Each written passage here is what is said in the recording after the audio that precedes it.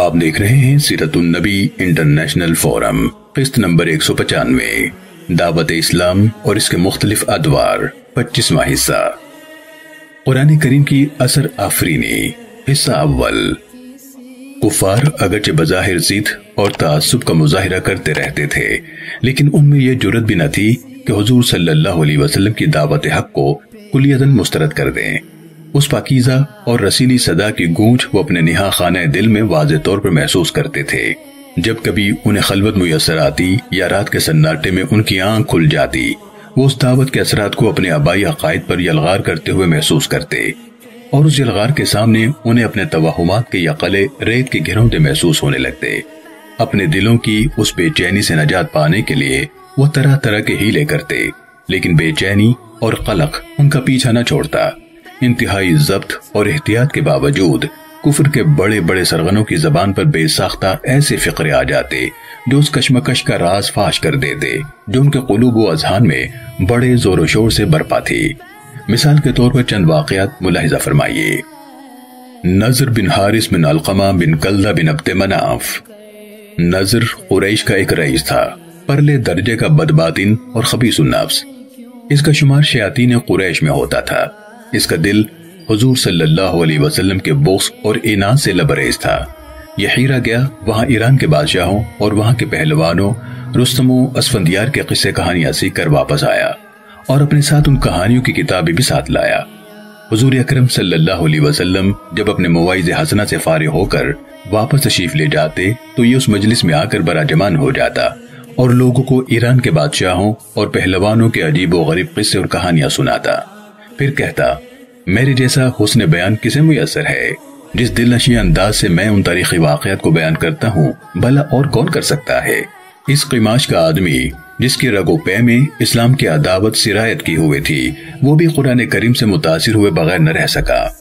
ابو جہل نے جب اپنے منصوبے کی ناکامی کی وجہ بیان کی کہ وہ کیوں نہ حسب وعدہ حضور صلی اللہ علیہ وسلم کو اپنے پتھر کا نشانہ بنا سکا تو نظر بھی اسی محفل میں موجود تھا، اس سے ضبط نہ ہو سکا، اٹھ کھڑا ہوا اور یوں گویا ہوا، اے گروہ قریش، جس بڑی مصیبت میں تم مبتلا ہو اس سے نجات کی کوئی صورت تمہیں نہیں سوچتی۔ یہ وہی محمد ہیں جو کل تک جب جوان تھے تو سب کی آنکھوں کا نور تھے، تم میں سے سب سے زیادہ سچی بات کرنے والے تھے، تم میں سب سے زیادہ دیانتدار اور امین تھے۔ آج جب ان کی کنپٹی کے بالوں میں سفیدی آ گئی ہے اور تمہارے پاس ایک مخصوص پیغام لائے ہیں جو تم نے سن لیا ہے تو آج تم کہتے ہو کہ یہ جادوگر ہیں۔ لا واللہ ما ہوا بساحر، نہیں بخدا وہ جادوگر نہیں ہیں۔ آج تم کہتے ہو کہ وہ کاہن ہیں۔ لا واللہ ما ہوا بکاہن، نہیں بخدا وہ کاہن نہیں ہے۔ آج تم کہتے ہو کہ یہ شاعر ہیں۔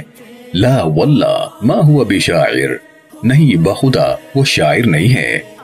آج تم کہتے ہو کہ وہ مجنون ہیں۔ لا واللہ ما ہوا بمجنون، نہیں بخدا وہ مجنون نہیں ہے۔ اے گروہ قریش، اپنی حالت پر مزید غور کرو، بے شک تمہیں ایک بڑی مشکل صورتحال کا سامنا ہے۔ ولید بن مغیرہ کے خیالات۔ حج کا موسم قریب آ رہا تھا۔ جزیرہ عرب کے گوشے گوشے سے آنے والے حاجیوں کے قافلوں کی آمد تھی۔ اہل مکہ اپنے ان مہمانوں کی پیشوائی اور خاتون مدارات کے لیے انتظامات میں مصروف تھے۔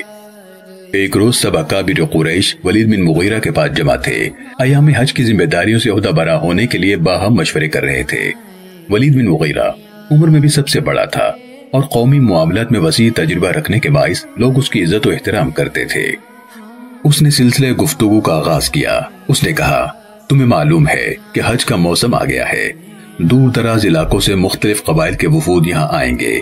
یہ خبر تو ہر جگہ پہنچ چکی ہے کہ یہاں ایک ایسا شخص ظاہر ہوا ہے جو ہمارے بتوں کو برا بھلا کہتا ہے، ان کی عبادت کے بجائے اللہ وحدہ لا شریک کی عبادت کرنے کی دعوت دیتا ہے۔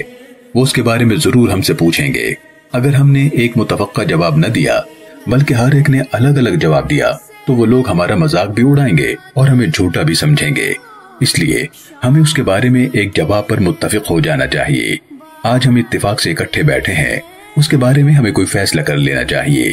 سب نے کہا، اے ابو عبد الشمس، آپ ہی فرمائیے، آپ سے زیادہ سیانہ اور کون ہے؟ آپ جو طے کریں گے اس پر ہم سب عمل کریں گے۔ اس نے کہا، نہیں، آپ لوگ بتائیں، میں سنوں گا۔ ولید کے اصرار پر لوگوں نے اپنی اپنی رائے کا اظہار شروع کیا۔ کسی نے کہا کہ ہمیں لوگوں کو بتانا چاہیے کہ یہ کاہن ہے۔ ولید نے کہا بخدا وہ کاہن تو نہیں ہے، ہم نے کاہنوں کو دیکھا ہے، نہ اس کے کلام میں کاہنوں کی جیسی گنگناہٹ ہے اور نہ سجا ہے۔ چند اور لوگ بولے پھر ہمیں کہنا چاہیے کہ یہ مجنون ہے۔ ولید نے اس سے بھی اتفاق نہ کیا، کہا وہ ہرگز مجنون نہیں ہے، جنون کی کوئی ایک نشانی بھی تو ان میں نہیں پائی جاتی، نہ ان کے اعضاء از خود کپکپاتے ہیں اور نہ ان کی زبان سے کوئی محمل اور بے معنی بات نکلتی ہے۔ چند اور نے یہ تجویز کی کہ پھر بہتر ہے کہ ہم انہیں شاعر کہیں۔ ولید نے کہا ہم انہیں شاعر کیوں کر کہہ سکتے ہیں، ہم خود اہل زبان میں شعر کی تمام صنفوں سے بخوبی واقف ہیں، جو کلام یہ سناتے ہیں وہ شعر کی جملہ صنفوں سے کسی صنف کے نیچے مندرج نہیں ہو سکتا۔ ساری محفل پر سکوت چھا گیا، دیر تک سر جھکائے سوچ و بچار کرتے رہے، پھر کسی نے سر اٹھایا اور کہا ہم انہیں ساحر کہیں گے۔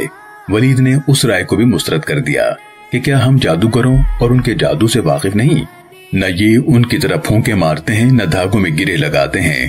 جب ان پیش کردہ ساری آرا کو ولید نے خلاف حقیقت اور غلط قرار دے دیا تو سب نے عاجز ہو کر کہا کہ پھر تم ہی بتاؤ کہ ہمیں لوگوں کو ان کے بارے میں کیا بتانا چاہیے۔ ولید نے کہا بخدا جو کلام یہ سناتے ہیں اس میں ایک عجیب قسم کی مٹھاس ہے، یہ ایسا سرسبز و شاداب تنا ہے جس سے بے شمار شاخیں پھوٹی ہوئی ہیں، اس کی ٹہنیاں پکے پھلوں سے لدی ہوئی ہیں۔ ان باتوں سے کوئی بات بھی ہم کہیں گے تو لوگ جھٹ کہیں گے کہ تم جھوٹ بول رہے ہو۔ اس کے بغیر ہمارے پاس کوئی چارہ نہیں کہ ہم ان کے بارے میں جو کوئی پوچھے تو ہم کہیں کہ وہ ساحر ہیں، انہوں نے اپنے سحر کے اثر سے باپ سے بیٹے کو، بھائی سے بھائی کو، شوہر سے بیوی کو دوست سے جدا کر دیا ہے اور سارے قبیلے میں پھوٹ ڈال دی ہے۔ آخر اسی بات پر اتفاق رائے ہو گیا اور سب اپنے اپنے گھروں کو چلے گئے۔